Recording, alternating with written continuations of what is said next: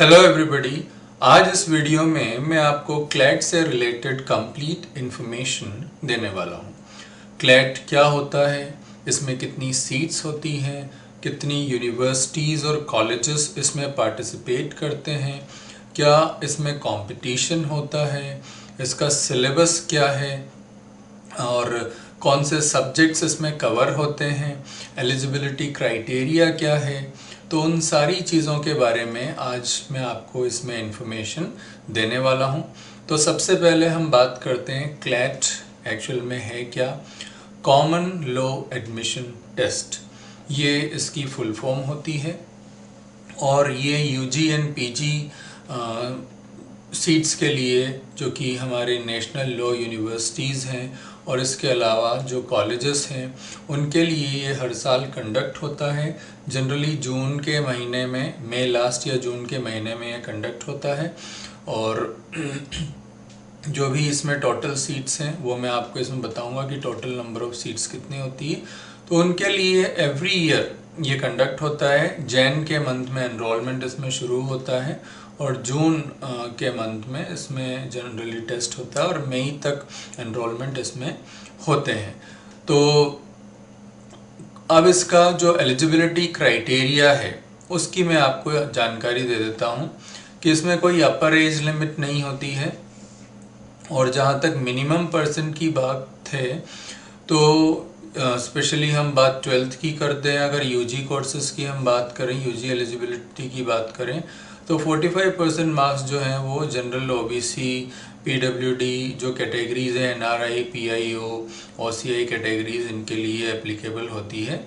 और SC ST categories के लिए 40% मार्क्स का क्राइटेरिया होता है। और जो 12th में अपीयर हो रहे हैं वो भी इसमें, यानी कि जिन्होंने 12th का एग्ज़ाम पास नहीं किया है वो भी इसमें पार्टिसिपेट कर सकते हैं। हालांकि जो एडमिशन होता है, एडमिशन के टाइम पे उनको अपना रिजल्ट प्रोड्यूस करना ज़रूरी होता है। और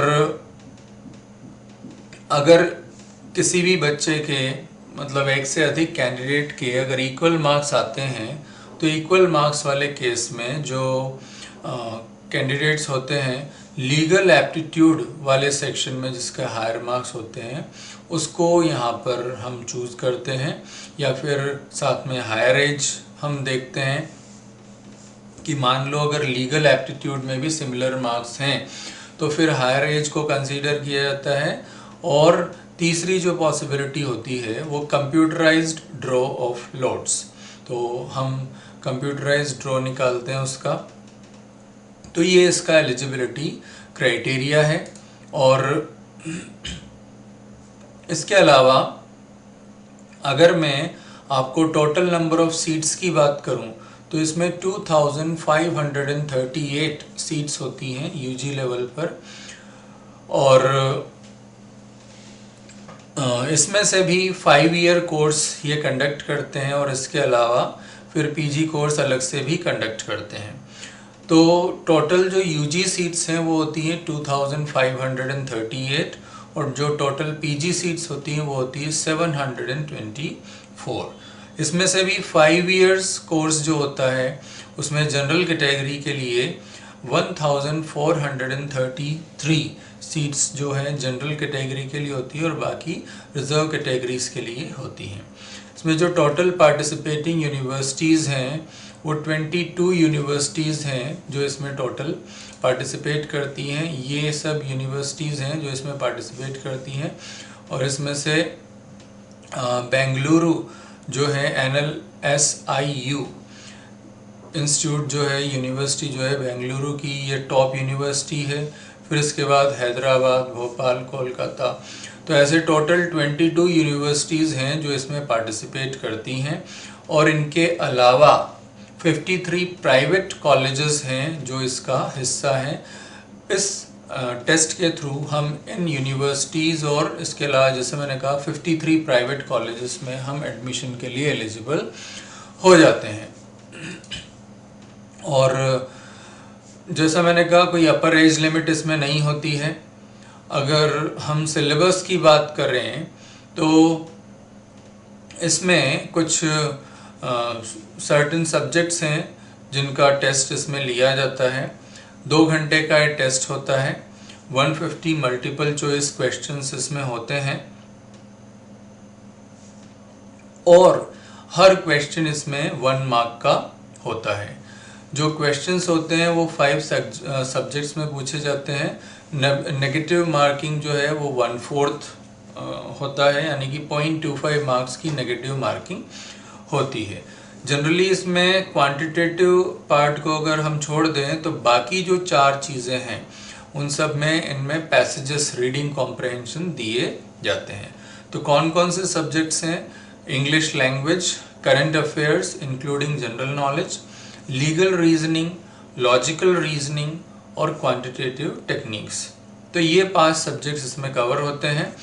एक बार फिर से मैं आपको बता दूं, 2 घंटे का टेस्ट होता है और 150 मल्टीपल चॉइस क्वेश्चंस इसमें होते हैं। तो अब इसमें जो इंग्लिश लैंग्वेज का टेस्ट है उसमें 450 वर्ड्स का पैसेज होता है और जो कोई भी बच्चा जनरली 5 to 7 मिनट्स में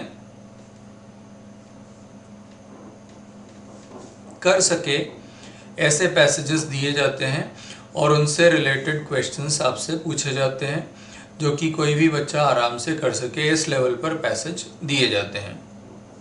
अगर हम करंट अफेयर्स की बात करें तो कंटेम्प्रेरी इवेंट्स जो हैं इंडिया और वर्ल्ड से related, arts and culture, international affairs से रिलेटेड, हिस्टोरिकल इवेंट्स जो अभी भी सिग्निफिकेंट हैं या रिलेवेंट हैं, उनसे रिलेटेड क्वेश्चंस इसमें पूछे जाते हैं और ये भी पैसेज बेस्ड ही होता है, यानी 450 वर्ड्स का पैसेज इसमें भी दिए जाते हैं। इसी तरह से लीगल रीजनिंग की हम बात करते हैं। अच्छा, इनमें कहीं भी फॉर्मर नॉलेज की या प्रीवियस नॉलेज की हमें कोई ज़रूरत नहीं होती है। ऐसा नहीं है कि लीगल रीजनिंग के लिए आपने कुछ पहले से पढ़ा हुआ हो, उसकी कोई ज़रूरत नहीं होती। हालांकि प्रीवियस नॉलेज का होना आपकी अंडरस्टैंडिंग को ज़रूर हेल्प कर सकता है और आप इजीली अच्छे मार्क्स उसमें सिक्योर कर सकते हैं। तो इसलिए ये एडवाइजेबल तो है कि आप प्रिपरेशन करें, लेकिन ये ज़रूरी नहीं है कि उसके बिना हो नहीं सकता। लेकिन अच्छी रैंक अगर हमें लानी है तो डेफिनेटली आपकी प्रिपरेशन इसमें ज़रूरी है। तो जैसा मैंने कहा, इसमें भी पैसेजेस होते हैं और इसमें हमें क्या करना होता है, रूल्स को और प्रिंसिपल्स को हमें आइडेंटिफाई करना होता है। इसके अलावा उन प्रिंसिपल्स या रूल्स को हमें अप्लाई करना भी आना चाहिए। तो इस तरह के क्वेश्चंस दिए जाते हैं जहां आपका ये सारी क्वालिटीज़ या एबिलिटीज़ आपकी टेस्ट होती हैं। और इसके अलावा हमें ये भी समझना होता है कि अगर रूल्स या प्रिंसिपल्स को चेंज किया जाए तो फिर वो सिचुएशंस को कैसे अफेक्ट कर सकते हैं या ऑल्टर कर सकते हैं।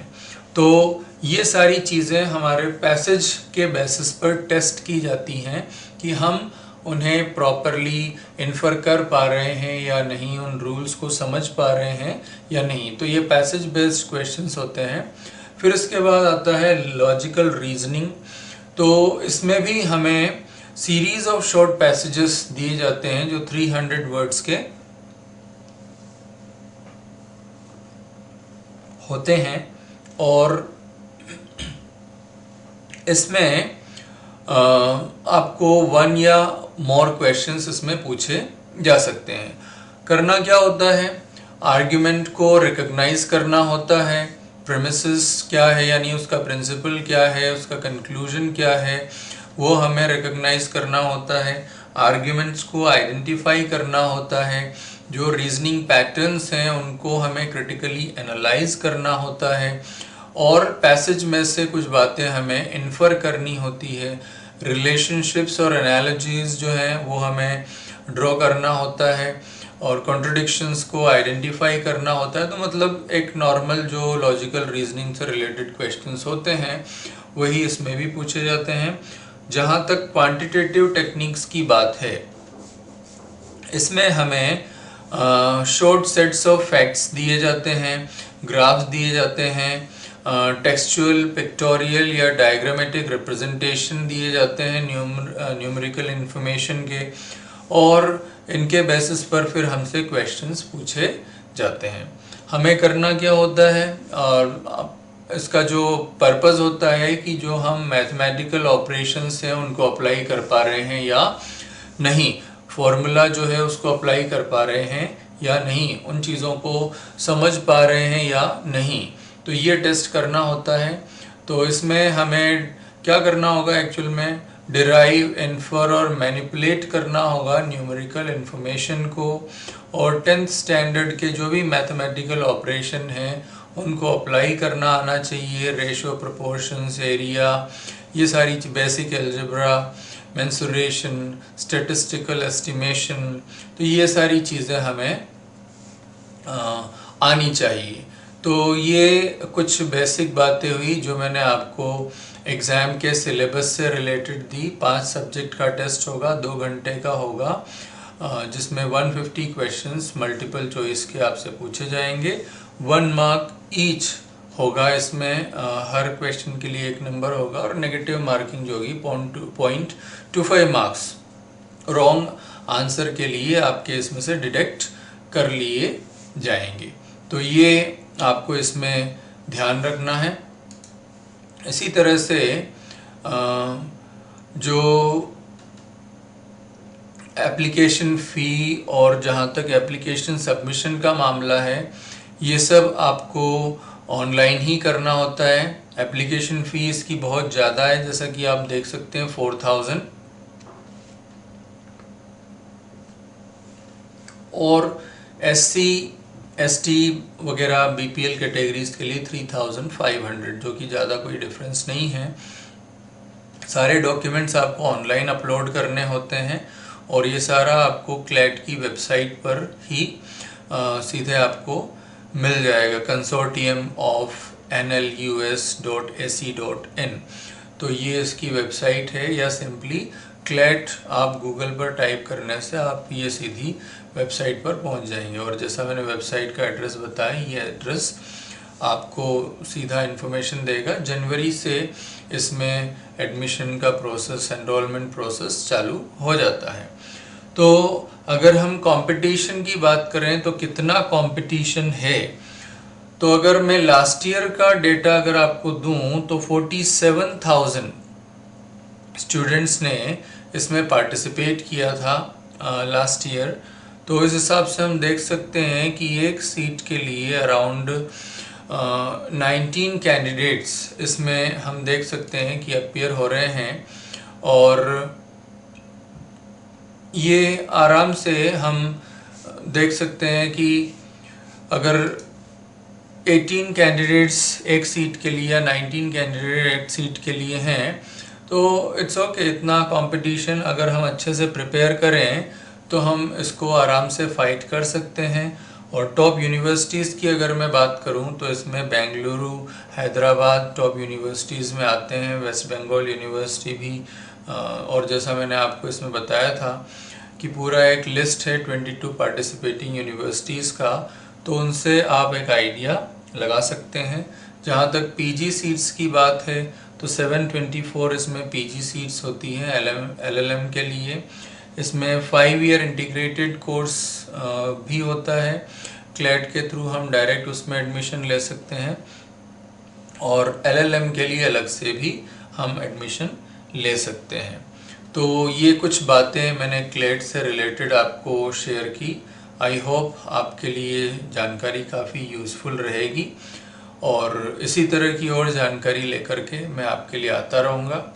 तब तक के लिए आप बने रहिए, देखते रहिए और जुड़े रहिए। Thank you very much.